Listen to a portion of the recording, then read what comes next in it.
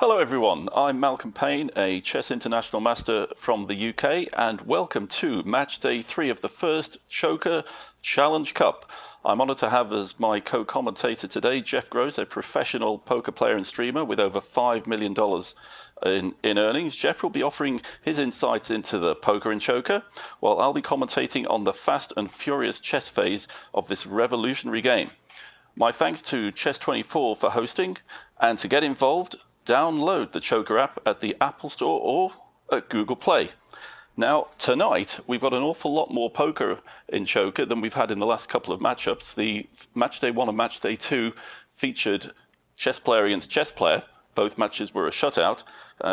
Fairly comprehensive victories for both. But tonight, we have two players who are predominantly poker enthusiasts or poker professionals, or semi-professionals even. We have Matt Staples, a very, very successful poker streamer with huge online earnings, against Bill Perkins, who's a hedge fund manager, but plays an awful lot of poker and has made some really big money wins, even though he doesn't play full time.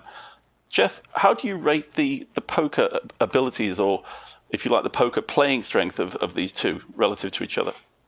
Yeah, this is going to be really interesting. I also know both of these gentlemen very well. Bill's one of my closest friends for over 8 years, and Matt Staples also done some projects and work. He's on Team Party Poker as well as myself. It's one of the Staple brothers, and Bill and Matt actually know each other pretty well, and Matt has even been on Bill's boat, on this very boat that he's streaming from and playing from, and Matt knows Bill from a streamboat situation we went. So these were both very familiar with each other in their poker ability and games and chess. I think it's going to be hard to call, but I guess it's just very different. You have Matt Staples, who's a young grinder online background player, and Bill Perkins, who is a businessman first, but he's got a fair amount of poker earnings as well, including £1 million buy-in, the largest ever. He made the final table last July at the Triton. Wow. So it's just pretty different. You got a little different schools here between live and online experience, and one does it for a living and streams a lot, and others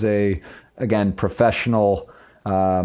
Not a professional poker player. So it's a contrasting styles. It's going to be interesting. I don't really know. I'm not really sure that chess ability, as a matter of fact, either. I'm not sure Matt's chess ability. I know Bill enjoys to play and play some. So I'm not really sure who to pick here. Wow, so very hard to call. But Matt, if you like, has combined the multitasking of streaming and playing a little bit more than Bill, who prefers the face-to-face poker play, right? Yes, exactly. Okay. And here they go. I think they've started. I reckon that one of the key things here is going to be the ability to play chess really, really fast. So what's happening here? We have the big blind is 1,000. We have a pot size of 10.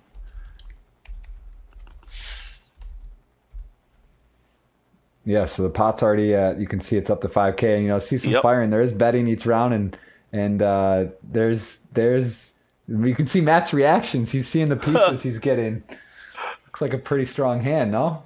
He's getting a fantastic hand, 2 queens and 2 rooks. So there are 3 phases in Choker. The first one, the dealing and the betting phase that you're seeing now. Then the players will use their pieces. They'll place them. It's called the placement phase. They put them on a chessboard, and once that's finished, well, then they play with the pieces they've got and try and deliver checkmate. Gosh, this is the strongest hand I think we've seen, Jeff, so far, isn't it? After four cards, goodness me, and a bishop. So what is that? That's 18, 28, 30. Yeah, that's a record. That's a record for Choker match play. 31 points. Televised, right? Televised match play. Yeah. Certainly for this match for the Choker Cup, it's a record hand. What's Bill got? He's got 5, 7, 10, 13, which is kind of below the average. He's running out of time to make a decision. Is he going to play or is he going to fold? He's gone all in. He's got all in. He's going to get absolutely annihilated. That's not what you want to see when you start placing pieces and you're on pawn, and you got Matt's coming in with heat right away. So if Matt can't close this, then I think he's in real trouble. This is definitely a big advantage for Matt. Okay, so he's put his rook opposite Bill's rook. That's interesting. That would allow an exchange. There'll be an exchange straight away. So Bill is going to He's put a pawn on the edge of the board. No, that pawn is no use at all over there. That pawn doesn't achieve anything. He needed to put that pawn near his king. That was not good. Okay. So the best setup is always to have the pawns around your king to give it protection. So that's gonna. Oh, I think that's yeah. So what Matt's done is this is what we call doubled rooks. So these two rooks here and here, they are doubled on the F line, and there's an immediate danger to play rook takes rook check. If the game were to start now, that would be instant annihilation, more or less, for black. So at this point, is Bill hoping for the clock? Is that what his hope is? I think that's got to be what he's relying on. We can see the clocks at the bottom. The times are about equal, 144 seconds for Matt. Bill's got 140 seconds. Well, that's just over 2 minutes. Okay, there goes a bishop. But Matt's still got a queen to come. You can see Bill's girlfriend Lara on his Twitch channel. She's peeking in over there, seeing what's going on, taking a look. Bill is on a boat. That is correct. He is streaming and playing from a boat, and that is where he likes to play from. He's down in the Virgin Islands, and definitely not your normal stream setup to be playing from a watercraft. We've got a great signal, and if the viewers are getting a little bit seasick, well, I'm afraid that's just an occupational hazard this evening. Yeah, that's part of it. Because Bill's on his boat called Singularity, you told me, or it might be Singularity 2. Yeah, after the hurricane. I mean, I was saying, because so actually Matt was down there for. Let me see what's going on here. So they have one more piece each, and what's the clock situation? Actually, Matt's got plenty of time. So Bill's in trouble on the clock as well. So this is not that bishop is threatening to come down there and win a rook. So Bill set up a threat actually. But yeah, so I was just saying they were down there for the on Singularity. There was a house rented in the Virgin Islands, and it was one of the really nasty hurricanes that happened. We were there for maybe 2 days, and then they told us we had to go, and we left, and then the house got dismantled for the most part, and then we never came back. So we didn't get to finish that streamboat. We were supposed to be there for a month. So yeah, it was kind of unfortunate, but yeah, we left, and that was it. Right, Bill has put his knight in the corner to defend his bishop, but it's vulnerable. There it is. Bishop takes knight. That's increasing Matt's material advantage to absolutely colossal proportions now. So we're talking, let me see, 10, 19, 22 points, plays 12, 14. Yeah, 23 points, plays 14. Okay, so Bill strikes back with the bishop move that I pointed out before, pinning the rook against the king. So Bill's at least going to win 5 points for 3, but Matt's in with a check on the king. Bill's only got 55 seconds. He moves his king. That was a pretty quick move. I wonder what the chess professionals are saying. They must have some unconventional stuff going, I imagine, right? I don't even know. Just a little bit, but a lot of it made a lot of sense, actually, Jeff, as well. So it was some pretty good stuff interspersed with one or two slightly eccentric moves. I agree. Right. I think that the danger here is it's check to the king.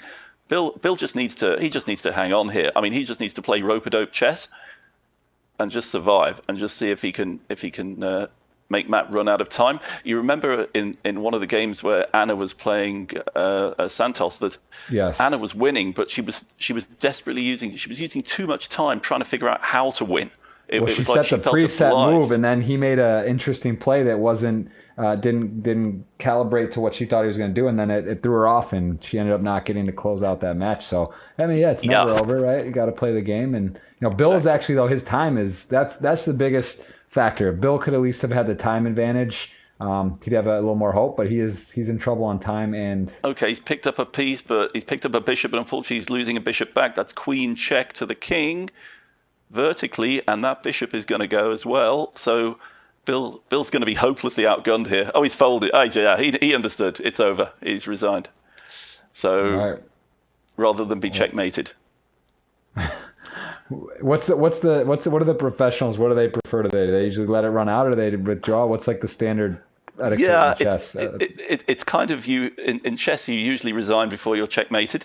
Although I think from a presentational point of view, when a game is online, particularly for beginners, I think it's better just to play it out to checkmate so people can see how it happens, but that very rarely happens in professional chess. In fact, I write a chess column 365 days a year for the Daily Telegraph newspaper here in London, and sometimes when I'm showing a Grandmaster game, I actually have to explain why one player resigned. It's like that. So, right. Yeah, it makes sense. I think it's good to see how it finishes, but this is again, that was like I said, the styles. I think Bill's going to be more about the all in, and Matt may make some folds. So that actually it's not just like, okay, Bill's all in, whatever. Like there will be some strategy that Matt may kind of decide. Like in that particular instance, Matt had a very good hand, but if he had a moderate hand, he may fold. Whereas Bill, I don't know if it's going to be laying down so much. He may just take what he's given and say, let's run it. Or Matt may actually fold. So it depends, right? In that particular one, Matt had the better distribution. So, that's just going to line up well for him because he's going to. He had an incredible hand. I think it was an easy decision for him, wasn't it? Well, he was going to play on. It was the only question whether he wanted to try and reel Bill in, but that question was answered for him when Bill went all in anyway. Yes. Wasn't hard. Wasn't a hard call. And there, as we said before, there's 82 trillion starting positions in Choker, whereas chess there's one because the board just is what it is. It's just how the game starts. Whereas here you get cards and you're able to place the pieces. So pretty interesting that this is again something. This is a new game to these predominantly poker game players, but then I'm sure they haven't done any Choker studying or open moves really on what the optimal strategy is, and it's also just a new game in its own right. So it's not like there's a ton of work done on it anyway. So it's going to be interesting and I think very experimental for these players. Yeah, you can't study the openings in Choker really, but what you can do is try and establish some basic strategies, and one of those is trying to protect your king with the pieces that you've got, and particularly deploying your pawns around your king because they block the diagonals and the straight lines, the files towards your king, and gives it better protection. So that might make the difference between you lasting an extra 10 or 15 seconds and winning a game or getting checkmated. That's one of the standard things. And we saw twice when Anna Rudolph was playing Rafael Santos that the players connected two knights. So knights, because they move in that funny L shape, they can connect with each other one L-shaped move away, and that was an incredibly good defense stuck around the king. Almost like a blanket around the king. Even though one side had fewer pieces, they were able to set up this very, very tough defense with two knights, which was, I think, definitely one of the learnings from last week's games. And just a reminder to everyone that your Choker fix is here on Chess24 and your favorite streams every Thursday at the same times, 4:00 Eastern Time, 9 p.m. in the UK, 10 p.m. in Central Europe. And if you live in Australia, set your alarm clock. So I think we're just waiting for them to make the second challenge. They seem to be having a post-mortem of the game.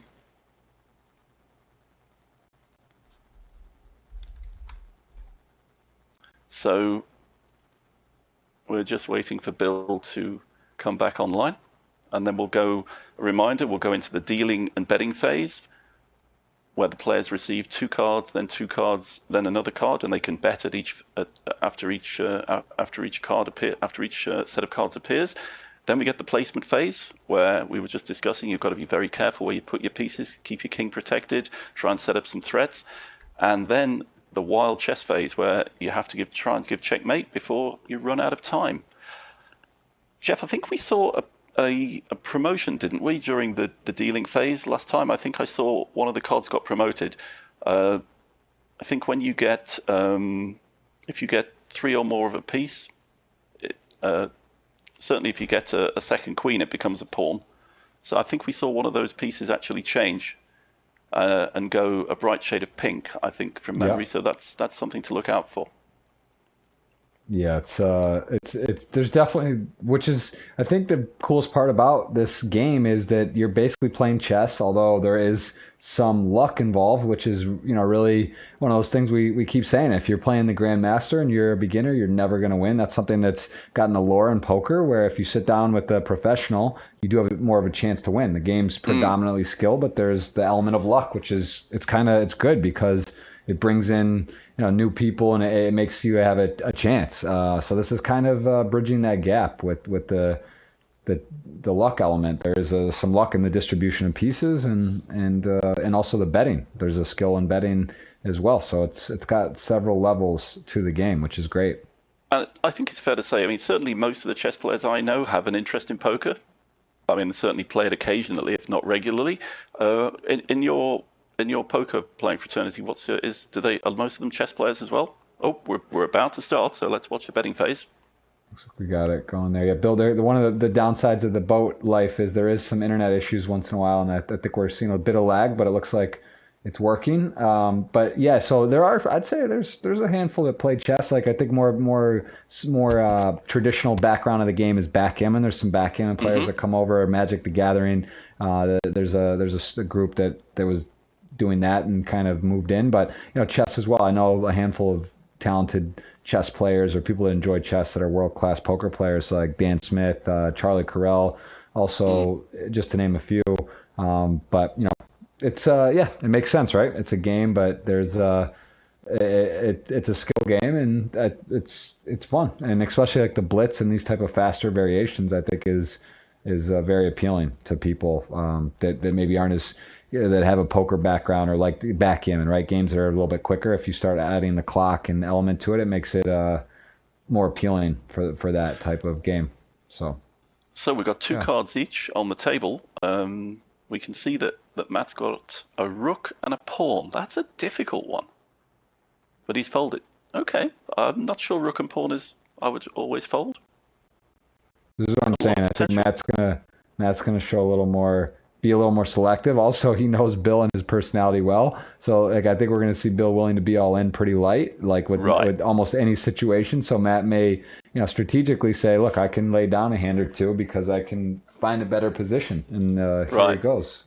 Now, the big blind there was 2,000 chips. So Matt went down for viewers with little experience of poker. Matt started with 9,000 in the pot. And then you'll see that on the bottom right-hand corner, his chip stack went down to 7 because of the big blind, which was 2,000. Jeff, the small blind is half the big blind, right? Yeah, so it should be 1K, 2K. So maybe he lost the big blind. I didn't see which one he was in. Yeah, he was big.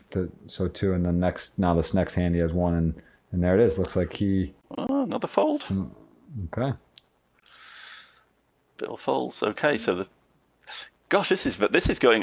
We were right, Jeff. You said last week that you thought that this match would go on a lot longer than the others because they'll just be a little bit more subtle, a little bit more considered in their betting, and it's quite interesting that the pot's not fluctuating that much, and they're being very careful. Quite a few folds. We've already had more folds in this clash than we had in the whole of the last 2 weeks' matches. Right. Yeah, and I think again that shows that there's going to be I think generally a poker playing background is going to pay a lot more attention to that and be more, cognizant of the ability to fold and wait for a hand, just like in a heads-up match in poker. When you're heads up and you understand that a starting hand, it's called the computer hand. If you get dealt a queen and a 7, that is the exact middle hand in No Limit Texas Hold'em to expect. So if you get queen 8 offsuit, you would assume that you have a slightly better starting hand. So it'd be interesting to know what the exact medium hand is, right, to have in choker, and then be able to sort of calibrate from that and realize, like, as the cards get dealt, where you're at, right? So you have a good idea of what on average where you're at, and that's something that again I would have no idea, but I'm sure you could figure out pretty quickly, and based on the amount of total points you have and kind of see where you're at. That's something that's valuable to know and to understand what you want to do. And we see another one. Wow, that was interesting because actually I was looking at the hands they'd be dealt. They were roughly level. So there was really no need to fold there. But of course he didn't. Yeah. So now we've got a decent disparity, right, Jeff? 14,000 to 6. Yeah.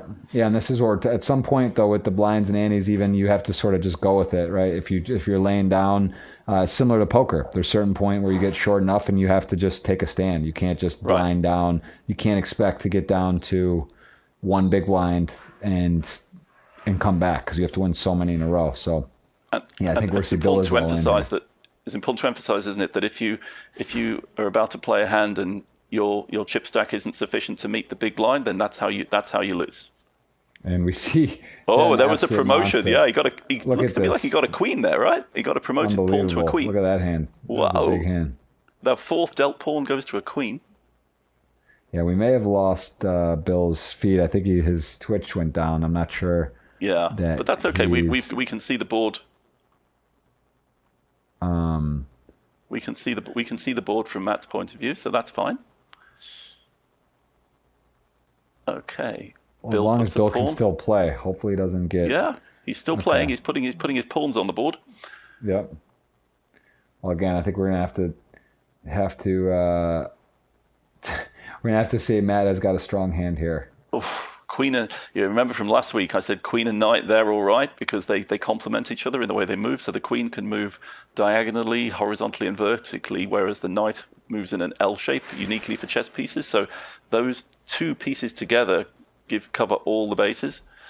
They can move in any single direction. Once again though, Bill's put his pawns on the edge of the board. He really shouldn't do that. They're actually no use there. So look, that rook is now threatening to go all the way down into White's territory, and we could have put a couple of pawns. We would have put a pawn here and here, for example. That would have prevented that as being an option, much better than pawns there and there. So those two pawns, it's very, very hard to promote a pawn in Shoka. It's just the way it works. So really, your pawns are, rather than thinking them as going on the offense, it's really much better if you just have them as defensive units. Okay, that's a good move. Knight in front of the king. That's a good placement. Oh, here comes the second queen.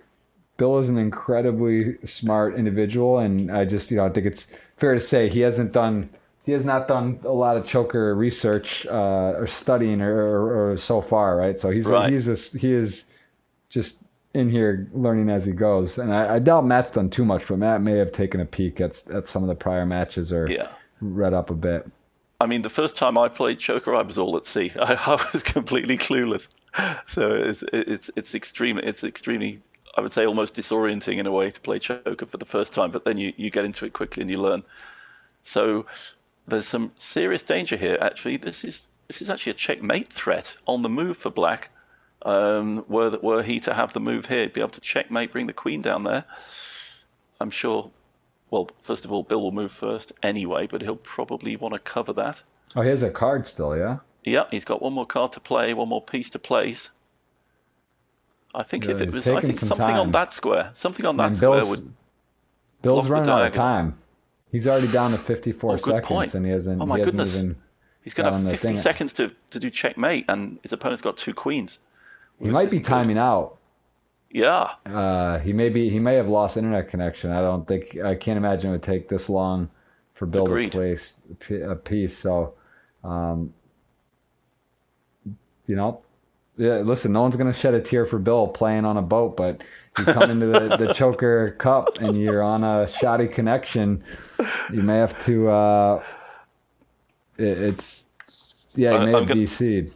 I'm going to have to start looking up my disconnection rules. So 8,000 in the pot. So the rule is first game complete, which it is. One player, no player has... Looks like he did get in, but he's got 12 seconds left. He's got 12 seconds. Oh my goodness. Yeah. He's going to have to play a game of chess. In the chess, he's got 12 seconds left. Matt realizes that, I'm sure. Yeah. They're allowed to communicate with each other, aren't they? That was a great move by Bill, by the way, putting that rook there, because that eliminated that checkmate threat. So that was an excellent. That was probably the best move on the board. But he's run out of time. But I mean, I don't know. The rules are the rules. I think is that it? Is best of? Is that? Oh, that was the game, not the match. Yeah, that was game. The match? Yeah. But is that two? That's two. So hands played 5. Yep. So that's 1. Is that 1-0? Yep. There we go. And it will become 2-0, absolutely. So, yep, that will go 2-0. It's the best of 5 clashes. So, must win now for Bill. He's in the elimination station.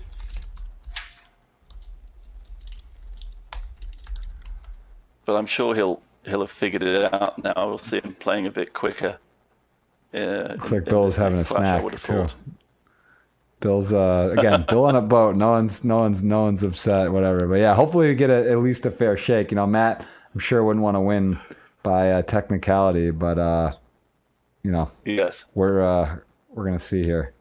Maybe Bill shouldn't run his Twitch stream because that could be hurting his internet. That takes bandwidth, and I see his Twitch is going. Right. So Maybe that'll make it a bit quicker, yeah. But it's actually interesting that Bill's shown some very, very good chess moves, but he's been outgunned just in terms of the number of pieces on the board. So um, that's caused him some problems.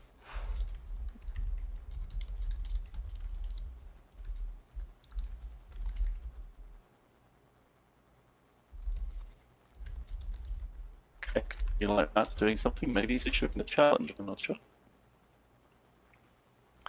I like the chess set in the background there, Jeff, with Matt. I don't know if that's a bit of psychology there.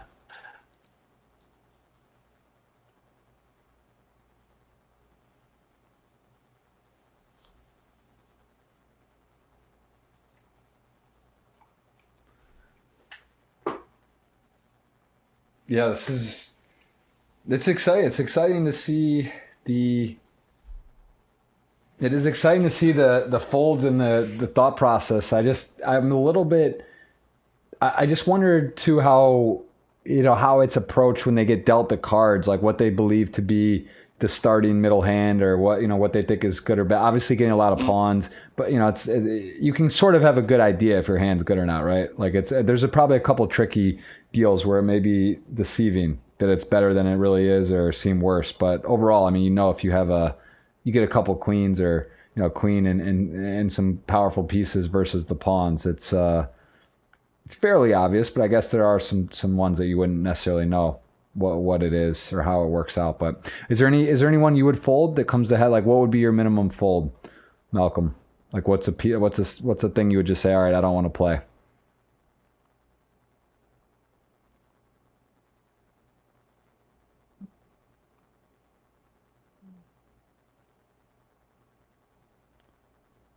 Okay, so we're having a couple technical difficulties. Malcolm is currently disconnected, and we also have Bill, who I think they're waiting to get this next.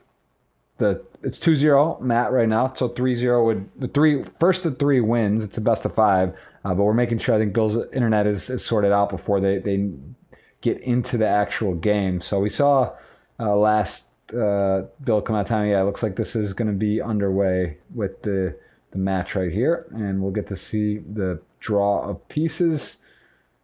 This is again must win for Bill, and we see a couple of pawns for Matt. See the 501k blinds, each player starting with 10,000 chips, so pot is 1.5, and depends if Bill wants to call, fold, or raise, and he does min raise, so he clicks it over to Matt, and Matt can either fold, call, or raise to continue to keep the pieces going, and he's giving it a good think. Does call, so he's going to want to see one more. Oh, there's a third pawn, which does go. See the promotion, and the next, actually, I'm sorry, two more pieces come in. So we see him with a check. He's going to see what Bill wants to do. Bill, we can see. Actually, no, can we not see? I'm looking at his Twitch stream as well. So I don't think we've seen Bill's hand here on the feed directly, but this does not look like an amazing hand for Matt, and Bill's really laid the pressure on here. He's saying 4,000 if you want to continue, and Matt says, you know what, that is enough, and that is going to be an advantage now. Bill with the lead. Matt decides to wait and try for another batch of cards, so he does have that option, and Bill's going to take the lead in this particular match. So it is, again, Matt Staples cards you get to see here. And Matt's gonna just lay it down again. Looks like calls. I'm sorry. He was thinking about folding. He does call.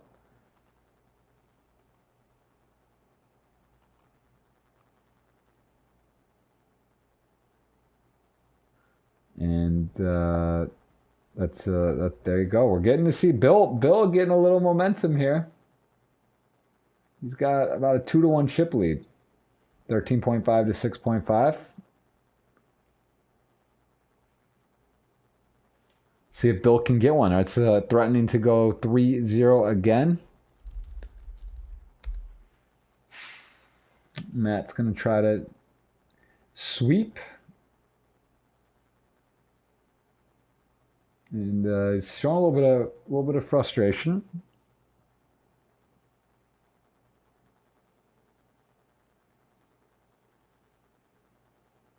And look at this. Matt is getting close to all in. He's going to check it over to Bill.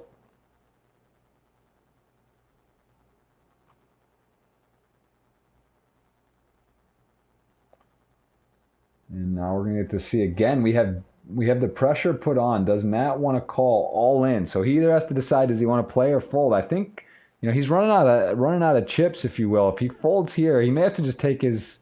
He is all in. So he decided, you know what? I just gonna see what I get on my last card. We're gonna play and take it into the playing phase. So here it is, Bill. Let's see what Bill's got this time. Bill, we would assume, has the advantage on pieces, although.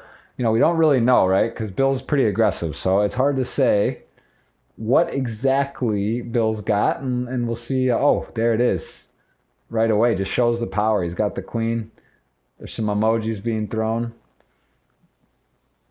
And Matt is going to go ahead and he's saddling up here. He's ready for a fight. He is all in. If he were to win, if Bill wins, he would take this down. If Matt wins, they would continue on because Bill is covering, but Matt would still be in if he were to take down the 7.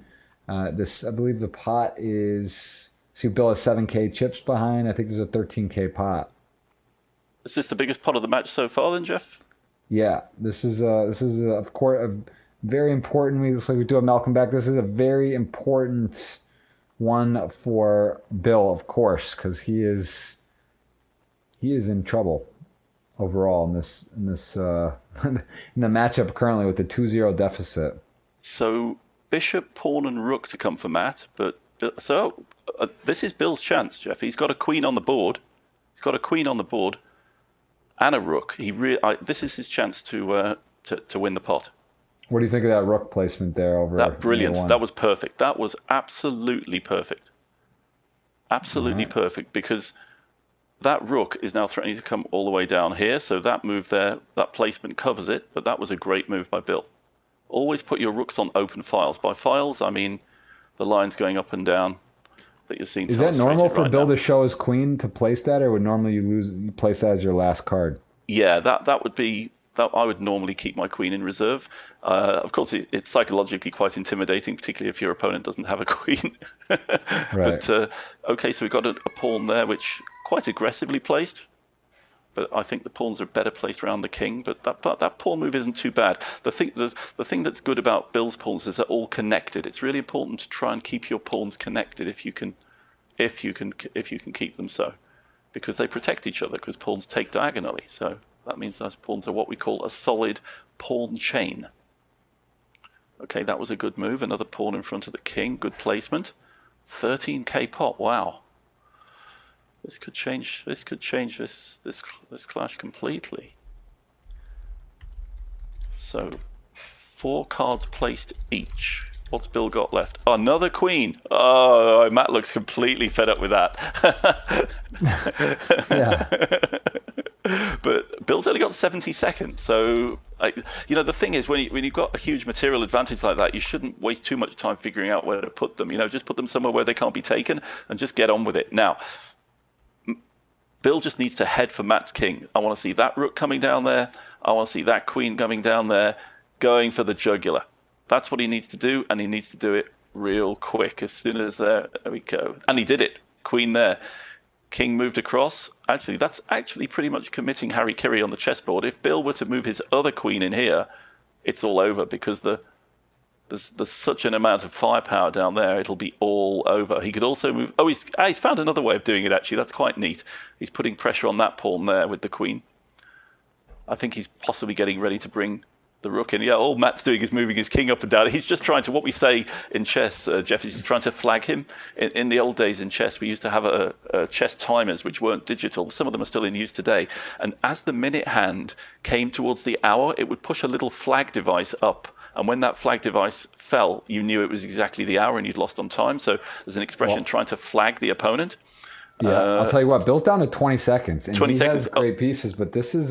he needs to do the deed. He needs to bring this rook in. We have a saying in chess, bring everyone to the party, right? Use all your pieces. He needs to bring this rook to the party.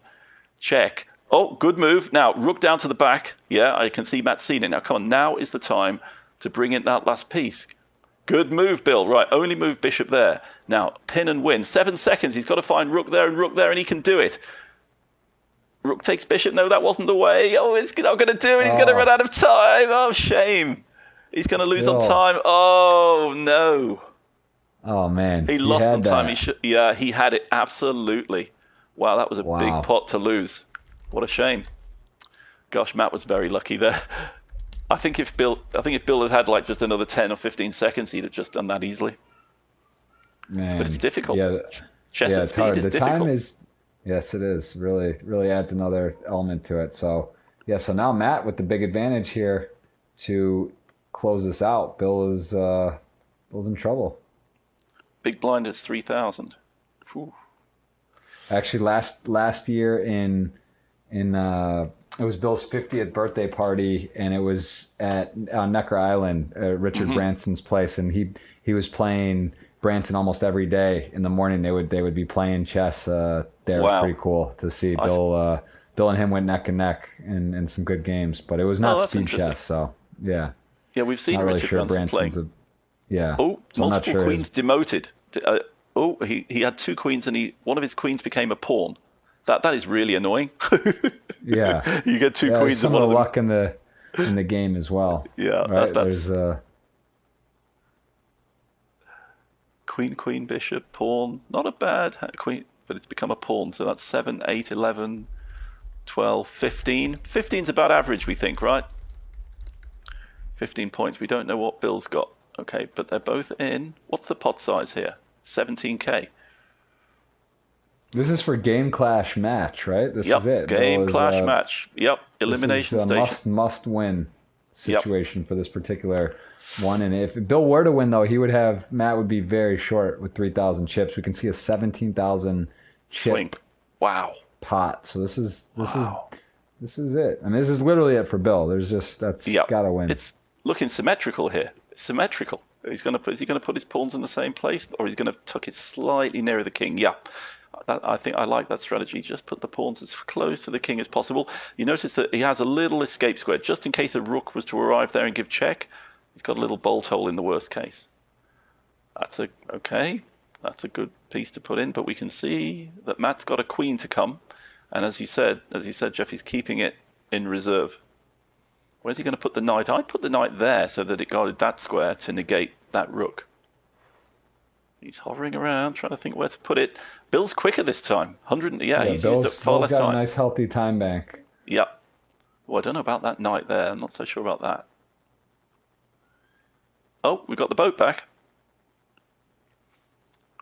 Bill's nice. There he is. Nice move, Bill. Threatening the knight, with the rook. But here comes Matt's queen.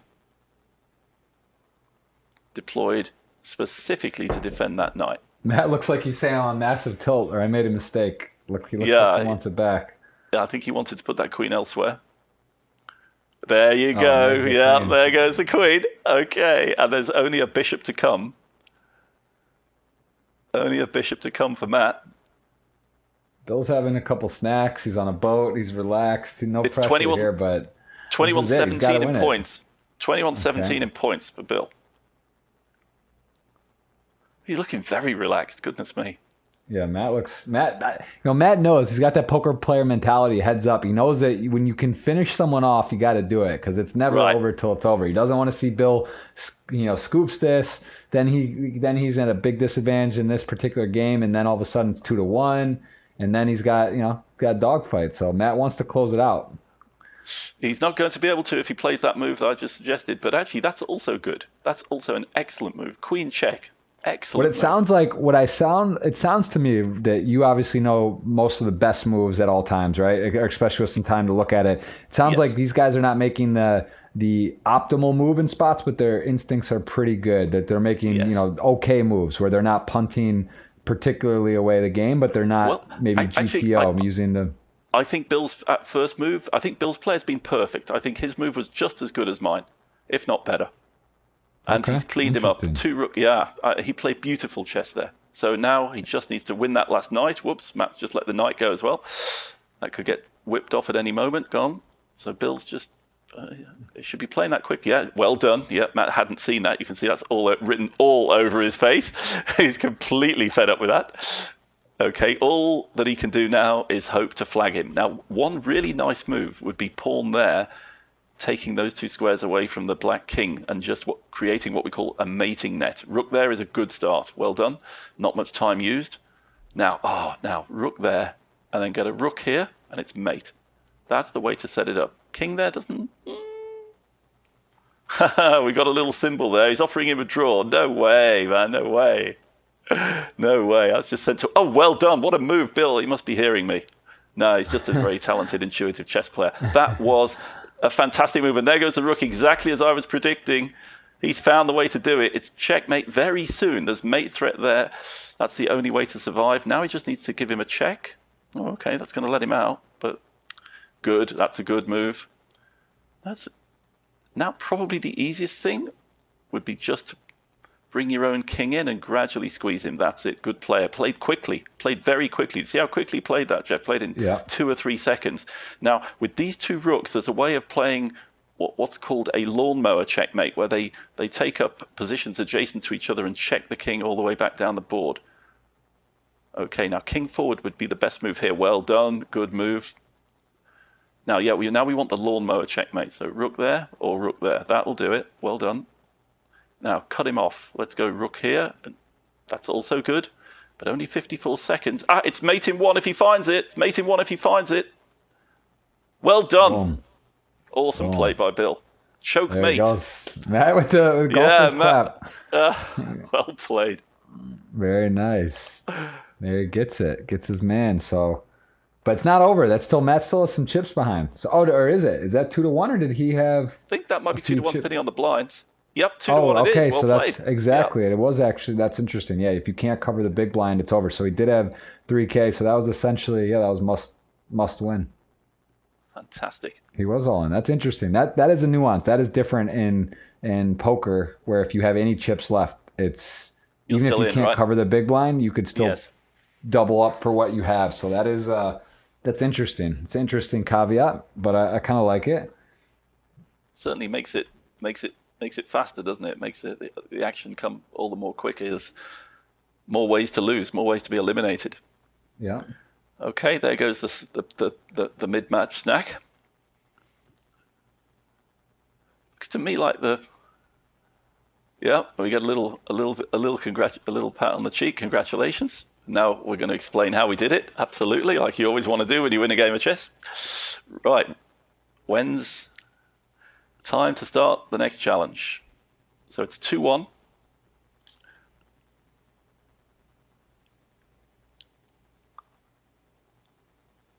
That was intense. Yeah, that was intense. It was actually really good chess as well. That was actually very high quality chess. I really like that. Starting off with the queen check on the right hand side of the board, combining it with another rook penetration, winning all of Matt's pieces in double quick time, and also he just played it very, very quickly. He had plenty of time when he finished, so that was really neat. And finished off with what we call the lawnmower checkmate. So yeah, a lot of stylish chess. This is I think also getting a little acclimated, right? There's some initial errors or big blunders or just not understanding or putting the piece locations and spot, like you said, is not ideal, right? So it's like these are kind of things that quick adjustments will make a big difference for these players once they kind of realize it. And Bill may even have intuitively realized that was a waste and just sort of without being told, or he may just have noticed, all right, I'm not going to do that again. Yes, because it didn't do me any good in that game. So I'll connect my pawns. That was good play. And also just putting rooks on open lines and keeping the queen till the end. All these little things make a difference, right? Yeah, it's also very exciting today that the wild card is going to be announced after this match with Alexandra Botez next week. Will be playing the wild card, so that announcement will be coming up today, which is very cool that someone from the I don't know how you call it, just from the world of playing on Choker is able Yep. to compete in this. So that's going to be exciting. Choker community. So we've got someone from the Choker community, and we don't know anything about them. They're about as wild as a wild card can be. Oh, Bill just got stuffed in the face Yeah. by his girlfriend. I think I don't know what happened, but he just took it in the face. Literally I think that was just make sure you win this one, mate. Yeah. Yeah. I didn't hear the. Don't know the context. He's laughing at least. It looks like a friendly slap, but I mean, he won the game and got hit. Imagine he had lost. If he lost it, God, doesn't bear thinking about, does it? Who knows? Yeah. Who knows what would have happened? But So right, this is there we interesting. go. Could we be heading for an Empress here? 3 pieces and 2 pieces? Or will we know if we get a third pawn? Of course, that'll promote. So that's no. So if Matt gets a third pawn, that will like a promote big bet. automatically. Well, we know to Bill is firing. He is putting pressure on early on the betting phase. 4,500 bet called. Okay. So here's the 5th card. That was a nice card, a queen. So 2 Pretty rooks sure and a queen. Bill's- So 15 points. 15 points. Matt's got pretty standard, pretty average hand. We'll see what Bill's got. And he put them all in, so this is it. I mean, we're all in. This is for either to be 2-2 or 3-2 game over. So this is now we are in another must-win situation for Bill. Yep. Okay. So Matt's Stakes placed are his high. pawn in front of his king. Bill's done the same. Now that pawn needs to go a bit further back. Ooh, I don't know about that. No, I'd rather keep the pawn nearer the king, maybe 2 squares back. I'd have definitely popped the pawn there, or maybe there to cover the right flank. Maybe that's risky. A rook, okay. But Matt's got. What would be the difference in putting the rook there versus in the corner? What's the advantage? Very little difference. In practice, virtually no difference, I would say. So that rook there is covering. So that rook was threatening to come all the way down. So that covers it. I think if I might usually put them on the sides, but at the same time, that if your pieces are closer together, it's easier to defend them. It's a pretty marginal call, I think. Oh, rook and queen as well. Wow. This is going to be very closely matched in terms of points. So they've both put, rooks are worth 5, queens are worth 9, pawns 1. So they've both put, or they could both potentially put 16 points, but Matt is keeping his queen until the end. So Matt's currently got 5 plus 5 plus 2 is 12. Bill's put 15 points out there, but we don't know what he's got. Is it a big deal? Is it a big difference to put the queen? Is it strategically? Is that actually is it a blunder? Is it not optimal, or is that just... I would always keep the queen to the end just because it's the most powerful piece on the board, and you don't want your opponent to be able to process that information of where your queen is at the start of the game until... so that you've got limited scope to react if most of the pieces have been put on in the placement phase. That queen is threatening to give a check here, which would be slightly annoying. So Bill wants to maybe make some kind of defensive move. The real question is, what is that last piece he's holding? Is it a pawn? Is it a queen? Is it a knight, bishop, or a rook? I hope for his sake it's something chunky, because if it's just a pawn, it's a knight. Oh, that's clever. He's tempting him. So, first of all, so he's got the 2 knights defending each other there, which is a nice defensive setup. But he's guarding that square. So if Matt rushes in, only fools rush in, right? That knight will go via an L shape and take the queen. So that was quite cunning. But at the same time, Matt has got... Even on time, both with the 100 advantage. seconds left, roughly. So Ooh. this is... That's a funny move. That's a very funny move. I don't understand that move at all. Just moving the king out into the danger zone. That's kind of... Maybe it's throwing Bill off. Bill's clever Bill, though. That's too. a great move. You see what he's doing? He wants to bring the queen in to give a check. That's very cunning stuff. Very clever stuff. I feel like the poker match should have got best of 7, man. These guys, now we're seeing them get to play and maneuver a bit. You're right. They're figuring it out. This is like... They're just getting the grasp of it all. They're getting into it, aren't they? They're warming up and getting a bigger understanding of how the game works. Well, that's a great move. So that's attacking the pawn. That's threatening to do a lot of damage by queen takes pawn laterally. Queen moves across as well as up and down. So immediately the rook moves there to defend the pawn. 83 to 69 on the clock. Some hesitation going on. This it's very good. These two knights, it's like a psychological barrier. It's sort of, you look at it and you think, how do I break through that? In fact, he could break through it. If he was to play rook takes knight, knight takes rook, queen to the end, that would smash Bill's defenses. He's trying to find a... Oh, no, he's lost his queen. Oh, what a blunder. What a blunder. Does Bill see it? Sound the siren. Sound the siren. Is Bill... Yep, he's whipped it off. Got it. Oh, he's whipped it off. No. Oh, fantastic. Oh, my goodness. That is... Oh, this Matt match is is real. swinging. I mean, this match is swinging all over the place. And now he's in for the kill. Queen check. King is forced out into the open. Desperate times. Times. Now, bring the knights in. That's it. Oh, he's really into it now. He's playing beautiful chess. Right, another check. King has to go back. Now, let's just stop bringing up another knight or bring in the rook. That's the move. Whoa, Bill. Move. Bill's showing some real stuff here. He really is. This is that true. Queen. That queen. That is... Bill is... Oh, man. This was... You could just see the emotion on the face. This is... Check, yeah. This is all but over, but 58 the crime to 21. looks like...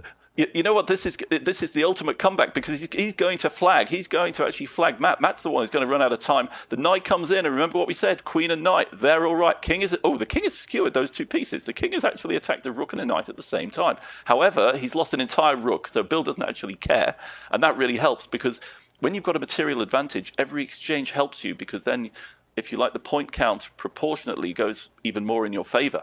So now we're looking at 9 plus 15 against 5. Okay, you lost. Well, Bill's got the time on lock, right? Bill could just... 38 seconds to 6. It doesn't really matter what he does now. He's going to run out of time. He can't even go queen down to the end because that square is covered, but a rook down to the end because that square is covered. Check, king retreats, knight into his guts. Knight can now take that pawn. And the time. He's down to 1 second. He's lost on time. He's gone. Victory for is this Bill. 2-2? 2-2. We're going to have a grudge match, I think. Wow. Look at that. That's what you could tell me. That's the thing in poker. I'll tell you what, there's nothing more intense than a heads up match. Because when you're heads up and you have a chip lead, a big lead, it's never over. It may seem like you're a 12-1 underdog in the matchup, but if you double, right, all of a sudden it's like even, and here we go. Bill was down 2-0. He was all in essentially in the match, won it, came back, and now we have a 2-2. And you can see the momentum. This is shifted. This is definitely, this is all you can ask for. Game 5. We've seen a couple 3-0s, so we're getting our money's worth here today. Game 5. Is he going to get another pre-match slap, though? Did that make all the difference? That might have helped him. I think it woke him up. Bill was having some tea and crackers, and next thing you know, he caught a hook, and he's focused now. I think he's really learning the game as he goes, and he's learning as you would expect from someone who's incredibly successful both in his professional life and in his hobby life. He's learning really, really fast. Matt just stepped off the camera. Matt might have smacked himself in the face on this one for a wake up. He didn't want everyone to see it, but this is Matt's got to get refocused here. Again, these are two guys that know each other well. There's actually a really famous bet in gambling that happened with Matt Staples and his brother Jamie Staples. I'm not sure if you heard of this, and it was with Bill. It was called the Ultimate Sweat. So Matt and Jamie had 1 year. We were actually at Bill's house in the Virgin Islands, and someone on Twitch chat nonetheless brought it up about switch swapping weights. Jamie was, I believe, 307 pounds, and Matt was like 100 or like. Wait, is that right? 120? Something of that variety. They basically had to get within 1 pound of each other. Exactly. So not even switch weights, but actually weighing within 1 pound of each other about a year later. And it was called the Ultimate Sweat. And there was some big action. Other people had bets on it. I bet on it. They had a $150,000 bet as well. And they got given 50 to 1 odds on 3,000. So 150 to the risk. So basically a free roll, right? They were risking, I think, 3,000 to Bill's 150. It was sort of like Bill just doing almost like, trying to get Jamie in shape. And also Matt was, it was like a time too. Matt wanted to bulk up a bit, but Jamie wanted to lose weight. It was more for that. And Bill did it, and they ended up doing it. And, I fired pretty big on them. There was a market for it. There was people taking bets all over the community and on either side. Spread, right? Yeah, and it was very exciting. The weigh in, the actual, it was super intense because even though they had it basically dialed in, you still had to weigh in on the day. They had to actually match in with one. So if it was 1.1, they would have lost. So it was very intense. I was the referee. I had a referee outfit on. It was in Nevada. Bill flew in, and I did the whistle and the whole thing, and they each weighed in. It was a lot of fun. That's incredible. So we got to find Where some did they end footage up? of that. Yeah. Where did their weights actually end up? Like 130. Or no, I'm sorry. Let me think. I think it was like 180 or Right. 190, right in that range. That's fantastic. Yeah. Absolutely fantastic. Yeah, pretty crazy. Actually, there is a YouTube video on it. I did I'll send you a link, Malcolm, later. I could actually find it. It was very cool. It was fun, and it's just cool to see the transformation for both of the Staple brothers. Well, no, that's highly motivational. That $150,000, but yeah, quite apart from the health benefits. There's a lot of crazy bets out there, man. I'll tell you that. Yeah. There's a lot of poker things and bicycle riding from LA to Vegas in a certain amount of time, and just like crazy. There's all kinds of stories. I mean, there's all kinds of wild bets that get made, but that was definitely a fun one to watch happen. And it stemmed, though, nonetheless, it stemmed from Bill being, on Twitch, on being down there, and Matt and Jamie and myself, and doing again the stream. I think it was for the stream boat. Yeah, it was like it was on our way back because we had Streamboat was like, they said you got to evacuate the island. We came back to the St. Thomas where Bill's hub is, and then we were getting ready to leave, and then that came up. Okay, so we're ready to go. The decisive clash. 2-2, best of 5, 10K. Who do you each. think, Malcolm, based on what you've seen so far on their understanding your game, who do you think has a better chance to progress in this poker cup? Who do you think has a better chance to make it to the end based on so far what you've seen? Well, I can see that Bill is a better chess player. It wasn't immediately apparent, but he's been getting more and more into it. Might be sort of using the mouse and just generally orienting himself at what isn't actual chess, but just like mini chess, if you like. I'm sure it must have taken some getting used to. So I would say that he would have a better chance. I would say he would have a fantastic chance. If you added up his poker skills and his chess, he would have a great chance. They both would, actually. I think they'd do better than the typical chess player, maybe. Okay, so we've got, let me see, we have 1, 6, 7, 13 points. Not great for Matt. No queen in those 5 cards. 13 points, excuse me. But they've both done it. They've both gone for it. Small pot, though, hey? Mm-hmm. Let's see. Standard pawns in front of the king. Matt's going to deploy his rook. No, he's going to push his pawn up there, which I don't like. That pawn should be further back defending the king. Bill's got four pieces to deploy. You see, that's exactly what I was suggesting. That's where I would put my pawn. Right next to my king, covering any unpleasantness in that direction or in that direction. So I like that very much. Rook on an open file. Great chess, great placement, great choker placement. Rook counters it. This is already becoming a much higher level contest. Yeah, this is fun to watch. At first it was a bit choppy, just like the first game. It seemed almost, just getting acclimated, right? Now they seem like they're kind of getting the flow and the understanding of how the game should be played. Talking of choppy, Jeff, it's looking a bit more choppy in the Virgin Islands there. Yeah. Both seems to be going up and down a bit. Knight, that's a good square. That's a very good square for defensive purposes. I think when you have a fairly low hand, when you don't have that many points, you certainly don't have a queen, you have to be thinking of defense all the time. And I reckon maybe he should put his bishop there or there, just to extra defense later on. Oh, 2 rooks. So Bill's already up on point count. He's placed 2 rooks and a pawn against rook, knight, and pawn. So Matt's got a bishop now. If Bill were to show a queen here, that would be very big. That would be very, very big. He's also got a rook here, coming down here potentially if Matt's not careful, which is very unpleasant. I'm surprised Matt didn't actually try and cover that. Okay, we're in the chess phase. There goes the bishop. Oh, that's nasty. That's a great move. That bishop is threatening to take that rook on the diagonal. Much better placement from Bill now. King there. Oh, he's missed it. Come on, bishop takes rook. Boom. Yeah, you should have Matt's, seen that, Matt. That's why Bill Matt put it there. Matt in his head is thinking, I'm the better. He's got to be saying, like I'm. This is yeah. He's making some uncharacteristic mistake. Check It to the shows you he king. understands. He gets the game, and he's a little frustrated Absolutely. by a few of the plays. I think also the clock has gotten in the head because a couple of these matches have come down to clock, so guys are trying to play quick, and Yep. it can backfire.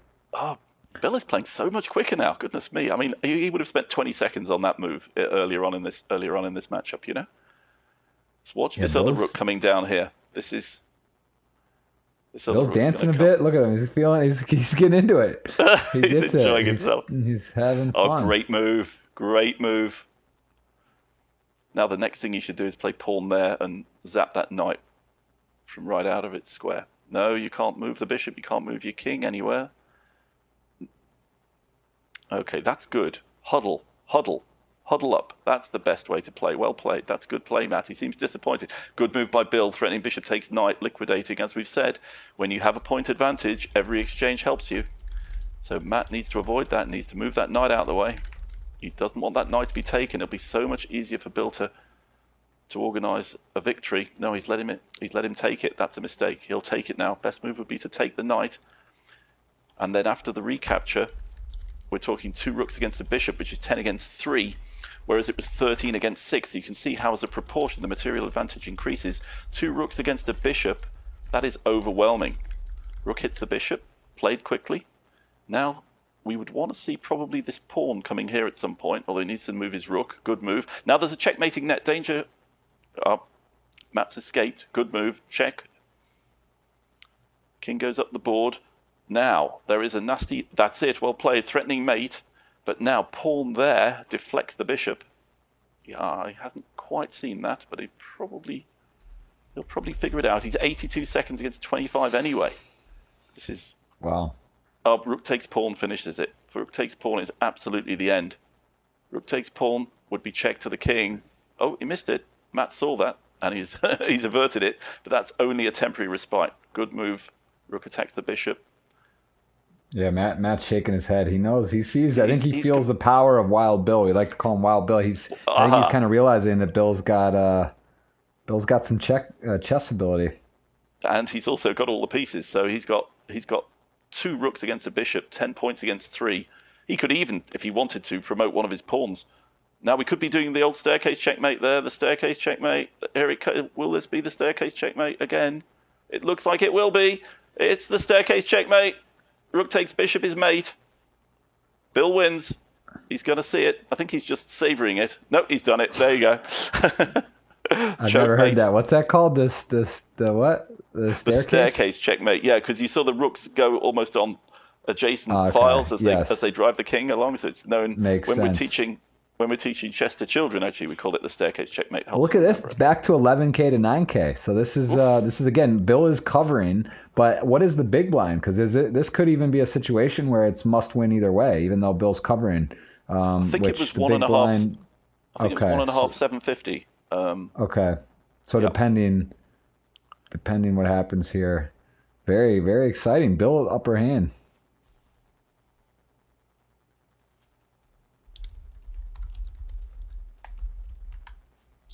So what have we got there?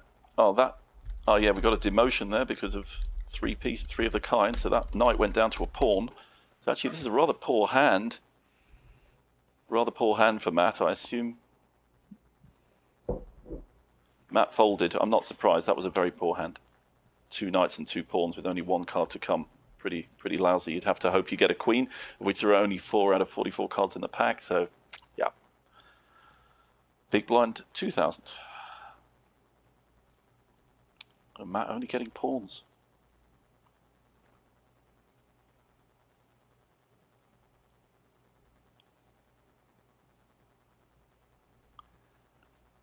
But like we discussed, it's not necessarily a fold.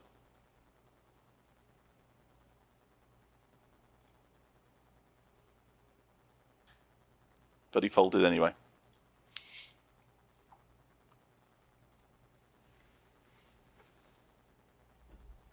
So So Bill's got twice as many chips. I'm telling you, man, that it's all the more valuable in this game where you have the lead, because at any time you could just not cover the big blind. So even though you have chips behind, I would actually, in the future, this would be just a poker player mind, which maybe it doesn't make sense, but my instincts would be that if you have chips, you should be able to play even for less. Like based on the rules of poker, that would make sense, right? But I don't think it's that big a deal, but there are cases where, if you have 1K chips left or something and the blind's 4K. Something crazy happened. Did you see what happened to Matt there? He got 3 queens, 2 of which were demoted to pawns. Wow. I have not seen that yet. That's never happened. Certainly. Double demoted. Look at his face. He was like, his face jaw dropped. He's like, what's completely fed up with that. Yeah. Okay, but he's still got a very decent hand. We can't see what Bill's got, but we know that Matt's got, let me see, 14, 17. 9, 5, and 3. He's got 17 points. Fairly decent. Bit unlucky with those queens. I mean, if he'd have got any, like a knight or a bishop or a rook, that would have stayed with him. It wouldn't have been demoted. Yeah, this is it. I mean, we're talking game, clash, match, right? This is for all of it. This is to move on. And this is Bill with Matt's all in, correct? 13K pot. So this is a must-win game for Matt. Yep. Keep an eye on those clocks. 150 seconds around each, which plenty of time at the moment. But we are still in the phase of the piece placing. So position right here again. A lot of 82 trillion possibilities. So who knows what we're going to see here? But this is it. Matt's got to really focus in here. I think Bill's done something clever. He's put his rook behind his bishop, but the bishop can come out there and give check on the first move, opening up the rook. That's really clever. Okay. Bill might be. Is it too early to? I mean, Bill needs to get through this against Matt. But could Bill threaten for the cup? Do you think his ability? Does he have that? Does he have enough of what it takes? He just needs to practice a little bit more, because the more he plays, the better he's getting every single time. Every single hand he's getting better. Now be careful, Matt, where you put that queen. Be careful. Okay, but this Matt should win this. I mean, it's just that he's got a queen. Although the material disparity isn't that big. It's 13, 16 plays 18. Okay, starts with the bishop check. Good move. Yeah, no, so we saw 3 of the 4 queens. So the chance of Bill having a queen is very slim. And as we see, he didn't. And Bill's shaking his head a bit. I think Bill might have thought that was mate, actually. He looks a bit disappointed. Okay, now Bill needs to huddle, because that queen is a very dangerous piece. His rook and bishop, Bill's rook and bishop, won't be able to do any damage, so he needs to be careful now. He just needs to hunker down. Okay, his only move is king there, so he just got to play that quickly, which he's done. Queen check again. Feels like Matt's got a huge advantage. Is that correct? Only... He has now if he takes that pawn. That was a mistake by Bill. He should have repeated the position. Check. Oh, no, that doesn't help. Now Bill's he's in real danger, because the queen is threatening the pawn. The king is threatening the bishop. Only move is bishop there. Well played. that was the only move to stay in the game. But he's in trouble, though. Yeah, he's in trouble. I mean, he's got 14 points. 10 points, plays 13. So... But nevertheless, it's really hard for Bill to actually get anywhere. Do you notice how all Bill's played, Matt, to get anywhere, Bill's played very cleverly. Every single one of Bill's pieces is on a white square, and that's the color of the square that his bishop covers. So that means that they're very well coordinated. Bishop defends rook, pawn defends bishop, pawn defends pawn. So he set up this super solid formation that Matt's going to have to find a way of breaking down, which isn't going to be easy. And I think it's going to come down to the clock again, actually, Jeff. So rook there. Yeah, it looked like the game got out of hand for Bill, and now it looks like he's maneuvering a couple offensive moves as well. So he's and Matt's made a concession. Matt's made a concession. So Matt's trying to. Ooh, that wasn't. Yeah. Now Matt needs to play pawn takes pawn and win that pawn. He needs to take that pawn and then take it off with the bishop as well. And then Bill's won a pawn, but Bill's won a pawn back. Now that bishop has to go somewhere that it protects the pawn. Well done. Good chess. Now rook to here keeps it all together. Okay. Oh, he's blundered. Matt's blundered his queen, and Bill spotted it before I did. Now Bill's actually winning. Bill's actually winning. Rook takes queen. He's got a bishop and a pawn. Now, the way that White wins this position, is by, we're going to see this for the first time in the Choker Cup, he's got to promote the pawn. So he's somehow got to get this king out of the way and then move that pawn while simultaneously winning those two pawns. It should be possible. This is intense. I'm trying to see it should be possible, but now there's a drawing chance because, he's missed it. He's missed it. Okay, king goes back. Now the bishop is still defending the pawn. I think this is going to come down. This is a very difficult technical position to win. It requires great dexterity. And frankly, trying to win it in 48 seconds is really, really hard. This is intense. I'm trying to follow along here. Matt's clock is what we got to look at. I mean, 23 seconds. So this is very intense. Wow, I'm not sure. I mean, this it's a race against the clock. Bill's going to win it. I mean, Bill's got a huge clock advantage. Yep. Bill's going to win it. I think he's worked it out. He's worked out the winning plan. He's going to take that pawn. And when that pawn goes, the other pawn will go. And when the other pawn goes, this guy's a freebie. He goes down the board. It's what we call a passed pawn. It just flies down the board and makes a queen. He hasn't quite figured out how to detach the king from the pawn, but there is a way. Now, come on. Any king move does it. That's it. Well done. But that time anyway, 8 seconds. 8 seconds, and he knows he's Matt losing feels his last it. Bill is literally, he's got him. He's got him. He just needs to get his pawn down the board, make a queen, and deliver checkmate. And he needs to do it in 15 seconds. But Matt's got 3 seconds. Yeah, the time's not going to matter. It's just it. There goes the pawn down the board. It's 1, and that's going to do it. I think going to get a new queen. Doesn't matter. 8 seconds to 0. He's got no time. What do we? Yeah, the game should update in a minute. What? Draw? Did Bill time out? What happened? Matt. Maybe Bill timed out, but as far as I could see, it was Matt that timed out. So that confuses me. But we'll just have to play on. I'm very confused by that, I have to say. But it's a draw, so no change to the pot. So there's we think there may have been a technical issue, but... Was it Bill disconnecting? They say nothing in life 0 100%. I mean, that may have been an example of Saved by the Bell. I don't really know what happened there. Bill won? Bill has won, we think. Yeah, Bill has won. I'm pretty sure that Bill did not time out. I'm pretty sure that it was actually Matt who timed out. Oh, there it is. And there it is officially. Bill Perkins gets it done in the clash of the poker chess players, however you want to word it. Bill Perkins gets it, comes back from 2-0. Quite fascinating. That was really fun to watch and a little confusing at the end on what happened, but we saw that Bill clearly the time ran out for Matt. Yes. So that is Bill Perkins showing you a textbook comeback there.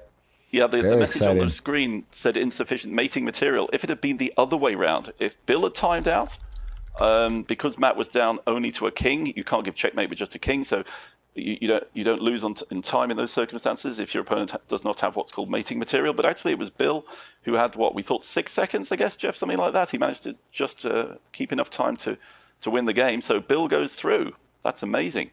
Come down from what 2-0 down to win 3-2. Man.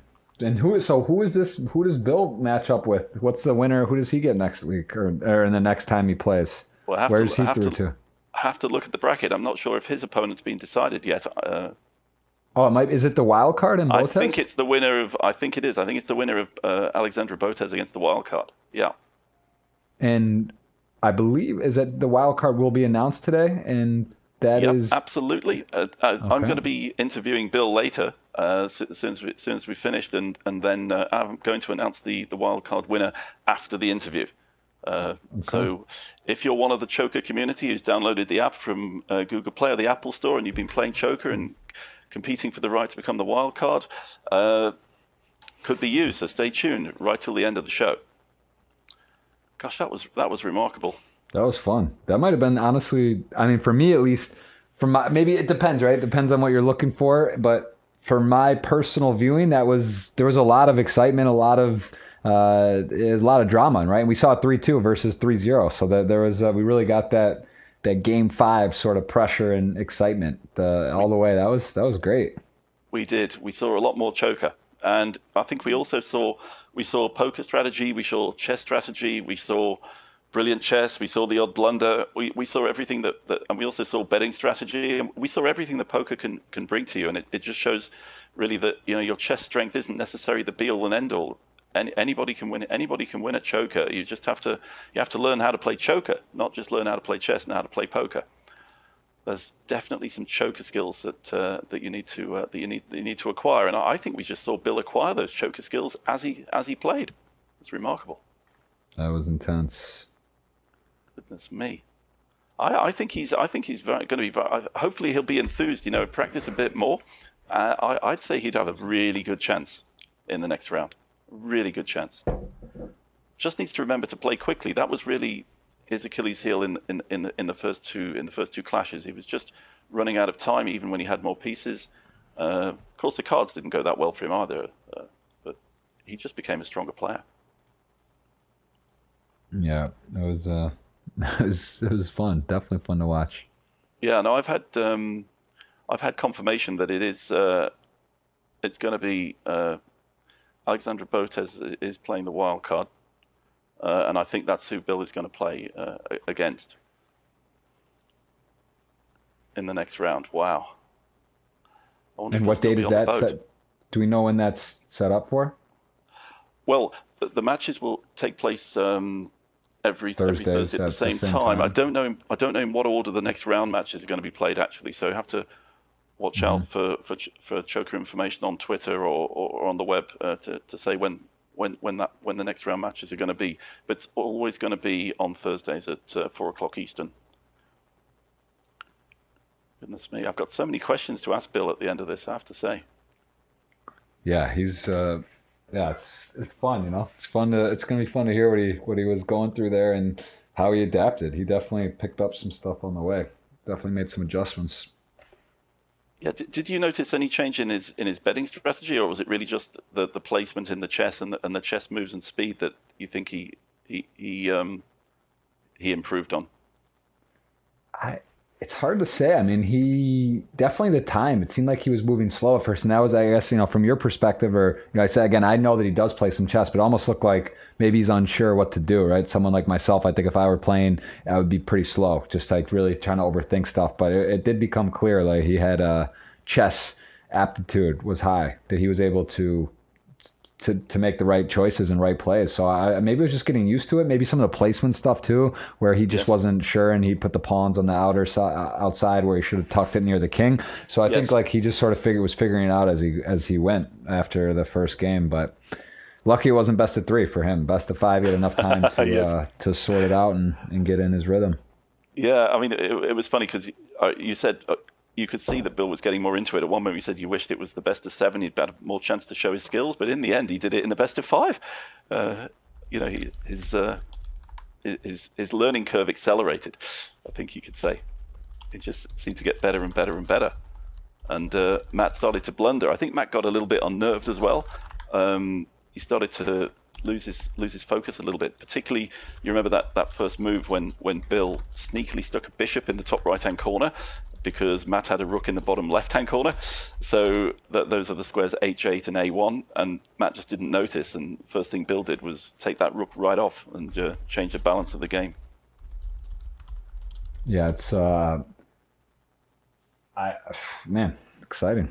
I know Matt knows Miss Botez as well. So, and I think he was looking forward to have that opportunity if she was to beat the wild card to match up, and I think you could see Matt was frustrated. He had a 2-0 lead. He had it kind of he was making some plays. It really started with that queen. I think he made a mistake, gave up his queen unnecessarily in the one clash, and that was kind of from there. It was just downhill. I mean, he had one other sort of unforced error, I would say, that was obvious at least, and then from there, those two in particular seemed to Bill walked through in those games with those. I guess I don't want to say.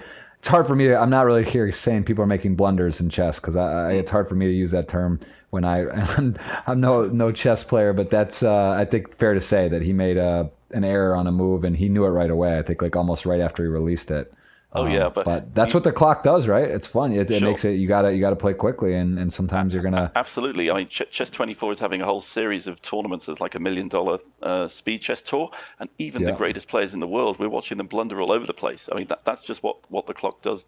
You've got a few seconds left, and it's real easy just to miss something. So even the greatest players do it. So it's not surprising that amateur chess players do it as well. Yeah, no, and I mean, that to me, again, someone who obviously likes action, I'm a professional poker player. I believe that it's interesting when you start doing that. And similar to golf, it's similar to poker. There's ways you can handicap, right? Like in golf, if you're a better golfer, you give shots. If you're in poker, maybe you give the guy the button if you're playing heads up, 2 out of 3 times instead of swipping. There's ways you can sort of even it up. So and again, here you're in choker, you're doing that. You're making it maybe more level, although it's a randomness of cards, right? So in theory, a better player could actually have a better hand, so that would not work in your favor. But if you're going to play Hikaru or one of these guys, like obviously I would rather play in this format than in a real one where I'm not even gonna, you don't have to worry about the opening positions, the opening moves and stuff. Whereas you're basically playing the end game of chess and throwing some luck on the draw. So plus the skill of the betting of when to fold and when not, and there's a lot of factors that are interesting and make it dynamic. So it's great. I've got the timetable of all the matches now. So we've got round 1, match 4 next Thursday on all the same channels that wherever you're watching, whether it's on Chess 24 or on Twitch. Thursday, the 28th of May, we've got Alexandra Botez against the wild card, who I'll be revealing after I've interviewed Bill. And then the first semi-final will be Eric Rosen, who we saw beat Grandmaster Simon Williams 3-0. He'll be playing Rafael Chess Santos from Brazil, a popular chess streamer in Portuguese from Brazil, in our first semi-final. And then the second semi-final will be on the 11th of June. That's when Bill's back. He'll be playing the winner of next week's match between the wild card and Alexandra Botez. So, all we need to do, I guess, is to wrap up the show. We need to try and attract Bill's attention. I'd like to ask him a few questions, and then we'll be able to. I'm in Bill's Twitch chat. I think he's talking to his Twitch chat, so I don't. Maybe he's not seeing the WhatsApp. Oh, he's seeing it. He's here. He just saw it. I just got his attention. So there we go.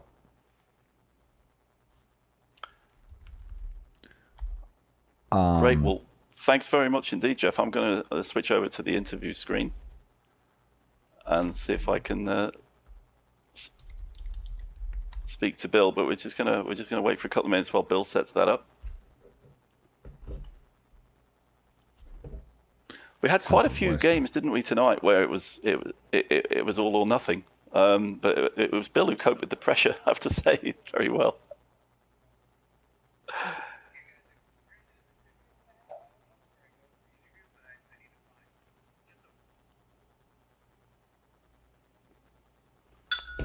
Okay, he's asking. I don't know if you guys can hear. Oh, there we go.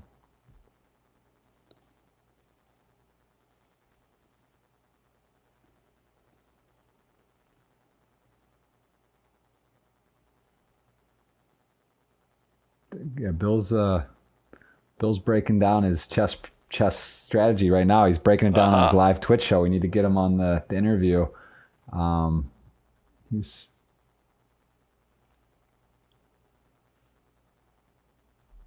Yeah, Bill's very competitive. He loves games, loves this. This is right up his alley. This is like, in theory, his perfect game, hybrid of chess and poker. So hopefully he's in his professional life, he's a hedge fund manager, right? Yeah, he does trades natural gas and has several other energy businesses. Trader. But yeah. Oh, that's interesting. Well, I think one of the UK's top chess players was also used to be an energy trader, plays for the England team. Luke McShane, I think he was involved in that. And then he's gone pretty much full-time chess.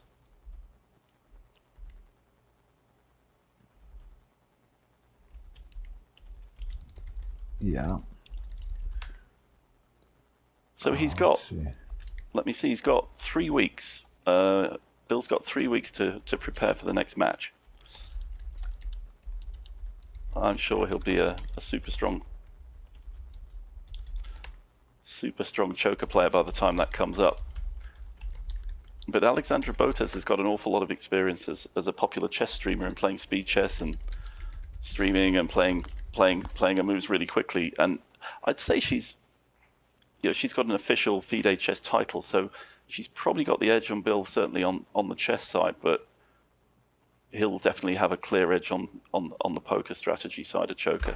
So that will actually be an absolutely intriguing matchup, because so far we've seen chess players against chess players and poker players against poker players. Now we're going to see, we potentially, depending on who wins the wild match between Alexander and the wild card, we might see a chess player against a poker player. That would be really interesting for the development of Choker. I'm certainly looking forward to that matchup if it happens.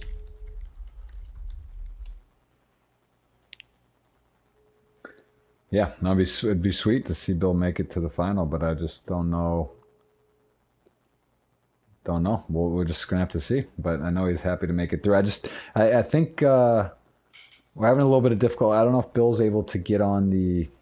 He's trying to get set up so he is on video here, but I'm not sure.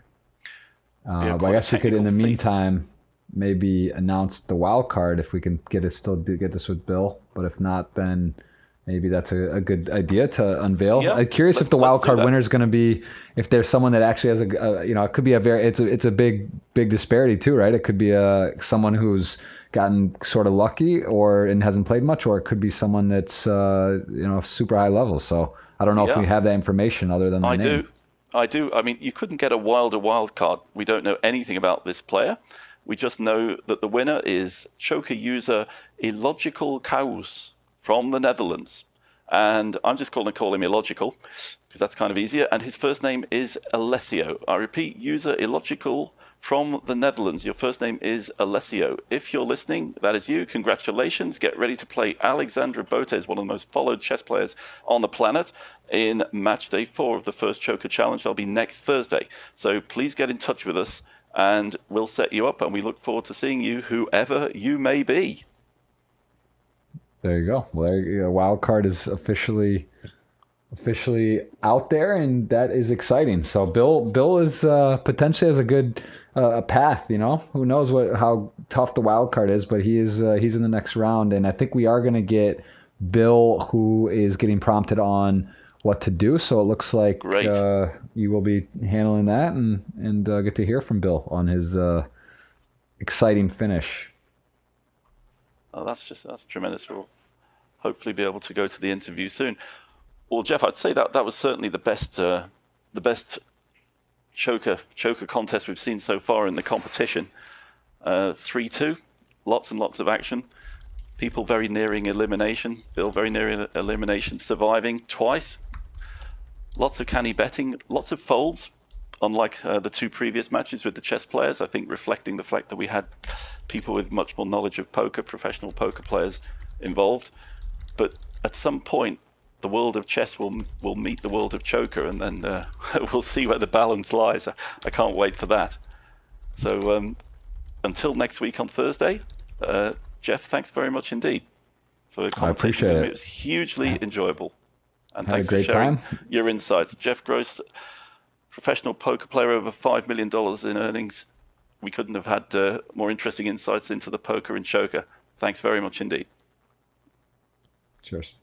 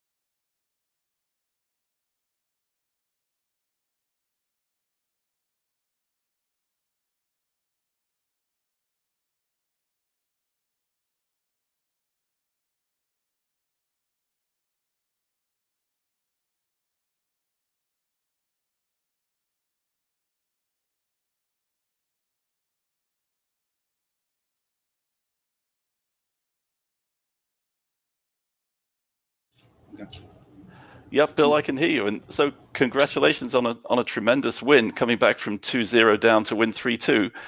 Did you gradually just get acclimatized to choker?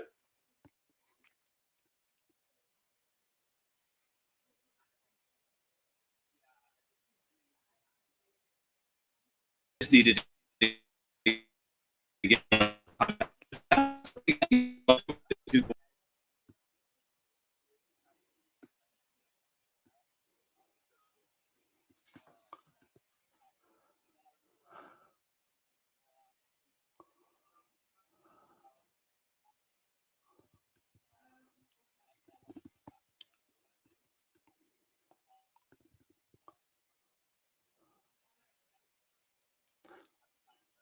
Yes.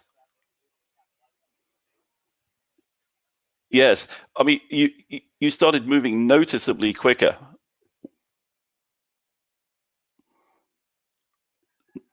I play on my boat. I'm playing poker. I don't, and I play chess on my phone mainly, so I didn't have my mouse, right? And so that was a strategic blunder, I think, in the beginning. And then once I got the mouse going, I was like, okay, here we go. You know what I mean? Look, and so for sure, speed chess is all about the mouse. Yeah. Okay. Yeah, it's the mouse. I play on a phone where it's like touch. Right. Yeah, the response just isn't as quick when you're playing a super fast game of chess. So it. Yes. Yeah. I also noticed that I think Matt also became I don't know, slightly less focused. It was just interesting that you played that incredibly clever bishop placement in the top corner on the H8 square, on the black square, just eyeing up his rook in the corner.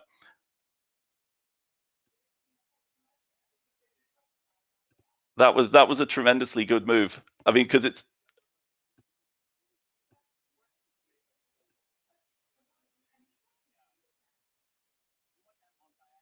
exactly.